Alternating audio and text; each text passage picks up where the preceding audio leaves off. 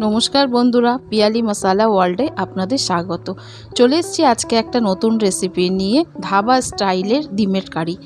रेसिपिटी देखुन भालो लागले अवश्यई लाइक करबेन, आमार चैनलटा सबस्क्राइब करबेन और बेल आइकनटा प्रेस करबेन। चलुन रेसिपिटी शुरू करा जाक।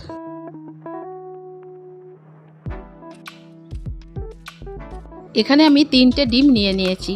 ডিম 3টেকে आमी खूब भालो करे सेদ্ধ करे नेब। ডিমটা সেদ্ধ হয়ে গেছে, এবার আমি ছাড়িয়ে ডিমটাকে মাঝখানে মাঝখানে একটু করে ছুরি দিয়ে কেটে দিয়েছি যাতে ভেতরে নুন মশলা সবগুলো ঢোকে। এখানে আমি একটা ফ্রাই প্যান বসিয়ে অল্প সরষের তেল দিলাম, এতে হলুদ গুঁড়ো দিলাম, লঙ্কা গুঁড়ো দিলাম। এবার ভালো করে এটা গরম করে নিয়ে ডিমগুলোকে আমি ভাজবো। দেখুন বন্ধুরা, ডিমগুলো আমার ভাজা হয়ে এসছে। কড়াতে আমি তেল দিলাম, এতে আমি কিছুটা গরম মশলা দিলাম, দারচিনি, এলাচ, লবঙ্গ দিয়ে এটা গরম করে নেব। দুটো বড় সাইজের পেঁয়াজ আমি খুব ছোট ছোট করে কেটে কুচিয়ে নিয়েছি, এটাকে আমি গোল্ডেন ব্রাউন করে ভেজে নেব।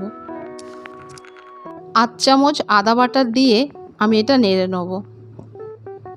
8 চামচ রসুন বাটা দিলাম,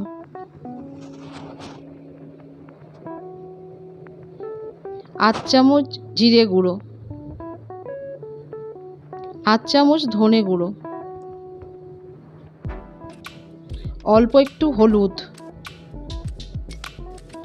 8 চামচ লঙ্কার গুঁড়ো,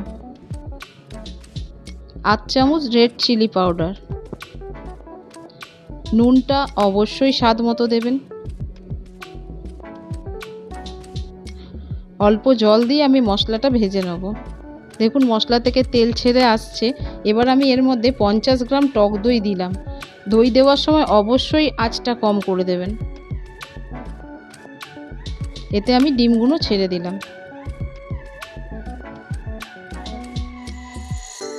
রান্নাটা আমার হয়ে গেছে, এবার ডিমগুলো আমি তুলে নিলাম। এটা গরম গরম ভাত, ফ্রাইড রাইস যে কোনো জিনিসের সাথে খুব ভালো লাগে খেতে। আপনারা বানিয়ে আমাকে কমেন্টে জানাবেন কেমন হলো। আমার চ্যানেলটা সাবস্ক্রাইব করবেন। তাহলে দেখা হচ্ছে পরের ভিডিও।